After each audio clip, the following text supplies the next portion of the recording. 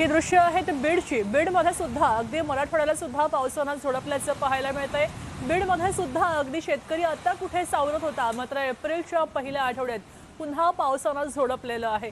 शेती पिकांचं नुकसान होऊ शकतं। आता कुठे नदीच्या किनारी शेतकऱ्यांनी आपली पिकांची लागवड केली होती, मात्र हा अवकाळी पाऊस इथल्या शेतकऱ्यांसाठी नक्कीच चिंतेचा विषय ठरतोय। ही दृश्य आपण रस्त्यावरची ही दोन दृश्य आपण पाहतोय। एका खिडकीमध्ये आपण कोल्हापूरचा पाऊस पाहतोय आणि दुसऱ्या खिडकीमध्ये आपण बीडचा पाऊस पाहतोय। कोल्हापूरमध्ये गारपीट सुद्धा होतीये, वादळी वारे आहेत, तर दुसरीकडे बीडमध्ये आपण पाहतोय इथं सुद्धा गारपीट झालेली आहे।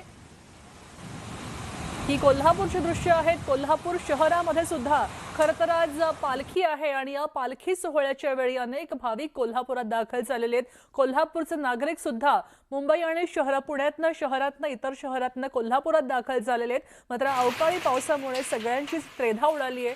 छत्र्या सगळ्यांनी कॅरी केलेल्या नाहीयेत, त्याच्यामुळे वाहन चालवताना अनेकांना अडथळे येत आहेत। आपण काही दृश्यांमध्ये पाहतोय की काही कार रस्त्याच्या बाजूला येऊन थांबलेल्या आहेत।